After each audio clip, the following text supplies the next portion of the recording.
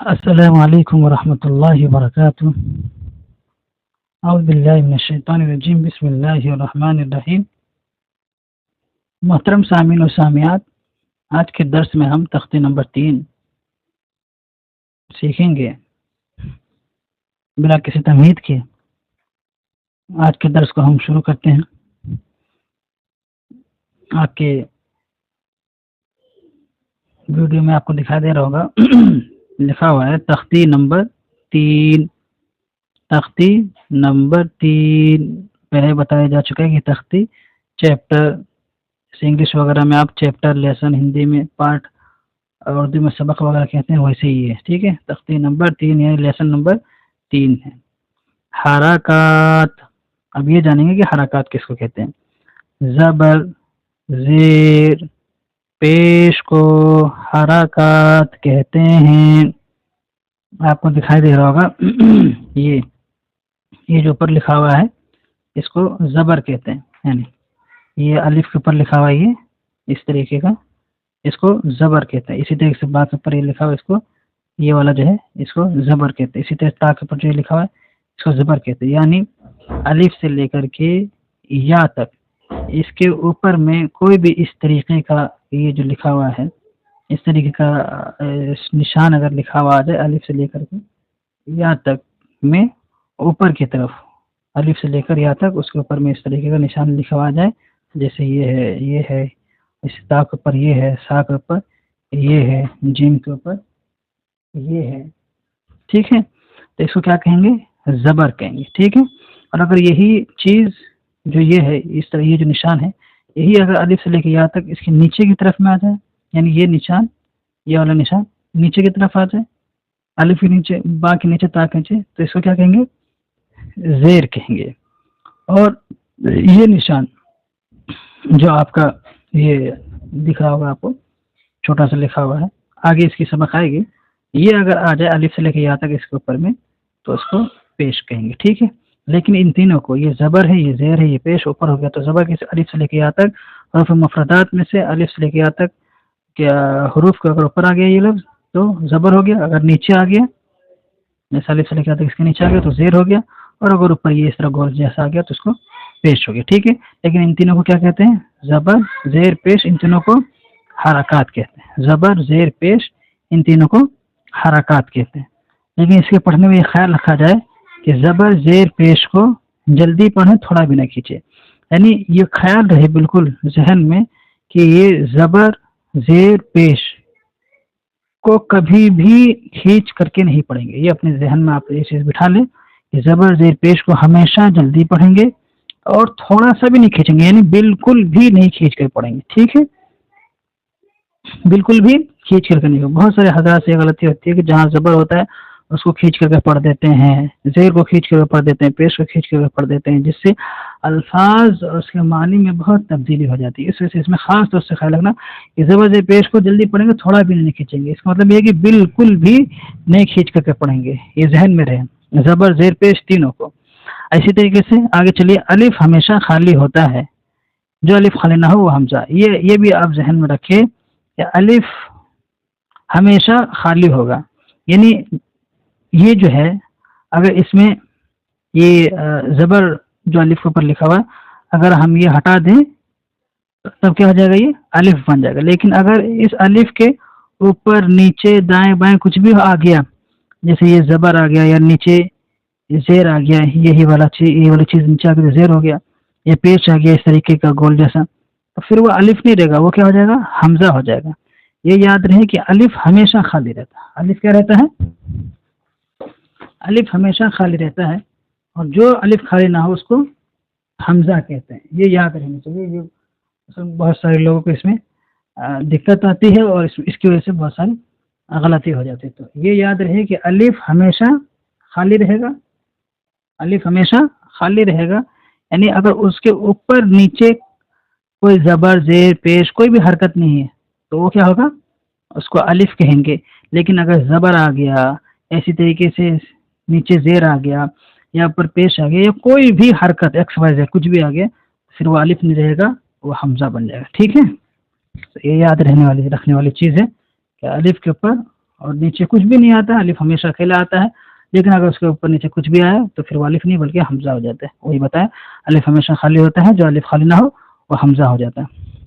اور آگے بتائیں کہ زبر کی آواز اوپر کی طرف اٹھتی ہے، یعنی اس میں آ کی آواز آتی ہے. جیسے ہندی میں آپ آ کی آواز جو ہے، آ والی جو ہے نا، اسی طرح کی آواز اس میں آتی ہے. پڑھتے ہیں کس طرح سے پڑھیں گے، اس کو اس طرح سے پڑھیں گے. حمزہ زبر آ، ٹھیک ہے، بالکل بھی نہیں کھینچیں گے. چھوٹی آ ہوتی ہے، ایک بڑی آ ہوتی ہے. ایک آ، ہاں، ایک آ سے آم ہوتا ہے، جیسے انار ہوتا ہے. تو انار والے جو آ ہے، آ حمزہ زبر آ، با زبر با، تا زبر تا، سا زبر سا، جیم زبر جا. ٹھیک ہے، پہلے جیم بولیں گے، پھر زبر بولیں گے، پھر جا بولیں گے. اسی طرح سے ہا بولیں گے، پھر زبر بولیں گے، پھر ہا. آخر میں وہی لفظ نکالنا ہے، ہا زبر ہا، خا زبر خا، دال زبر دا، رال زبر را، را زبر را، زا زبر زا، سین زبر سا، شین زبر شا. جس کا جو بھی حرف ہے اس کے مخرج نکالیں گے، اور ساتھ ہی ساتھ زبر کو زا سے نکالیں گے، جبر نہیں بولیں گے. زا زا زا، شین زبر شا، صاد زبر صا، ضاد زبر ضا، طا زبر طا، ظا زبر ظا، عین زبر ع، غین زبر غا، فا زبر فا، قاف زبر قا، کاف زبر کا، لام زبر لا، میم زبر ما، نون زبر نا، واو زبر وا، ہا زبر ہا، حمزہ زبر آ، یا زبر یا، یا زبر یا. اب یہ مشق ہے آگے، یعنی ایکسرسائز ہے. تو اب اس کو ہم سمجھیں گے کہ ایکسرسائز کس طرح کریں گے، اور اس کو ملا کر کے کس طرح پڑھیں گے، وہ اب اس میں سیکھیں گے. ٹھیک ہے، ابھی بتاتے ہیں آپ.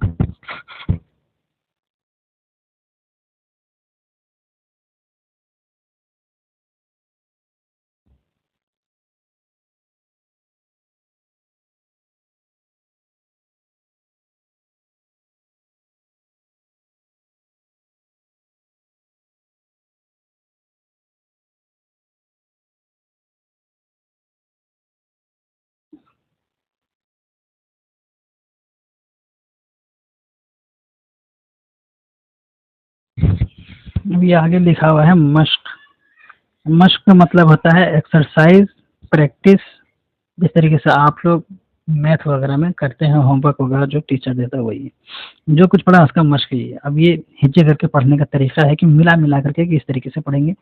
قرآن میں، حدیث میں بہت ساری چیزیں شروع میں آدمی کو ملا کر کے سکھایا جاتا ہے. اسی کو کیا کہتے ہیں؟ ہجے کرنا کہتے ہیں نا. تو ہجے کرنا سیکھیں گے کس طریقے سے ہجے کرتے ہیں. اب یہ ہے دال زبر دا، را زبر را، دارا، سین زبر سا، داراسا. ٹھیک ہے، پہلے شروع میں جب یہ ہجے کریں گے تو پہلے دو کو آپس میں ملائیں گے، جیسے دال اور را ہے. اس کے بعد پھر پیچھے سے ملائیں گے، پڑھیں گے. پھر اس کے بعد تیسرے کو ملائیں گے، پھر پیچھے سے پڑھیں گے. پھر چوتھے کو ملائیں گے، پھر پیچھے سے پڑھیں گے. اس طریقے سے. بس سمجھ آ رہی کہ نہیں آ رہی؟ سب سے پہلے ایک دو حرف کو آپس میں ملائیں گے، پھر پیچھے سے پڑھ کر کے پھر تیسرے حرف کو ملائیں گے، پھر پیچھے سے پڑھیں گے، پھر اس کے بعد چوتھے حرف کو ملائیں گے. جیسے دال زبر دا، اب ہو گیا یہ. اور اس کا پھر اس کو پڑھیں گے را زبر را دارا، سین زبر سا داراسا. اس طرح نہیں پڑھیں گے جیسے بعض حضرات پڑھتے ہیں دال زبر دا را زبر را سین زبر سا داراسا، تینوں کو ملا کر پڑھ دیا. یہ ہنچے کا طریقہ غلط ہے، صحیح نہیں. بلکہ پہلے دو کو ملا، پھر اس کے بعد پیچھے سے پڑھو، پھر اس کے بعد پلس ایک اور ملاؤ، پھر پیچھے سے پڑھو، پھر پلس ایک، پھر پیچھے، پھر پلس ایک. اس طرح کر کے جتنا ہی بڑا ہو وہ اسی طرح سے ہنچے کرنے کا طریقہ ہے. تو اور جلدی پڑھیں گے، بالکل بھی نہیں کھینچیں گے. آپ دیکھیے ہم بالکل بھی نہیں کھینچ رہے ہیں. دال زبر دا را زبر را دارا، سین زبر سا داراسا، واو زبر و دال زبر دا ودا، عین زبر ع وداع، عین زبر ع، با زبر با عبا، دال زبر دا عبادا، کاف زبر کا، سین زبر سا کاسا، با زبر با کسبا، دال زبر دا. اور بعض حضرات پہلے پورا پڑھ لیتے ہیں، جیسے دخالہ پورا پڑھیں گے اور اس کے بعد پھر ہجے کریں گے. یہ بھی طریقہ صحیح نہیں ہے. پہلے ہجے کریں گے، اس کے بعد پھر اس کو ملا کر کے پڑھیں گے. پہلے ہی اگر آپ نے پورا پڑھ دیا تو ہجے کا مطلب کیا رہ گیا؟ ہجے کا مطلب ہی یہی رہتا ہے کہ کوئی ایک تو ابتدائی طور پہ کرتے ہیں، دوسرا یہ کہ کوئی مشکل لفظ آ جاتا ہے. تو جیسے ہم انگلش وغیرہ میں بھی الفاظ کو ملا ملا کر کے پڑھتے ہیں، ہے کہ نہیں؟ تو اسی طریقے سے اس میں بھی ہے. تو پہلے ملا کے نہیں پڑھنا پورا ٹوٹل ایک ساتھ، جیسے بعض حضرات پڑھتے ہیں کسبا، پھر پڑھتے ہیں کاف زبر کا سین زبر سا کاسا، پھر بعض زبر کسبا. یہ بھی غلط ہے. اور بعض حضرات جو اس طرح پورا پڑھ دیتے ہیں کاف زبر کا سین زبر سا با زبر با کسبا، تینوں ملا کر ایک ساتھ. یہ بھی صحیح نہیں ہے. صحیح کیا ہے؟ صحیح یہ ہے کہ آپ ابتدا سے ہجے کریں. کاف زبر کا سین زبر سا کاسا، پھر با زبر با کسبا. ٹھیک ہے. اسی طریقے سے دال زبر دا، خا زبر خا دخا، لام زبر لا دخلا، با زبر با لام زبر لا بالا، عین زبر غا بالغا، واو زبر وا جیم زبر جا وجا، دال زبر دا وجدا، سین زبر سا جیم زبر جا سجا، دال زبر دا سجدا.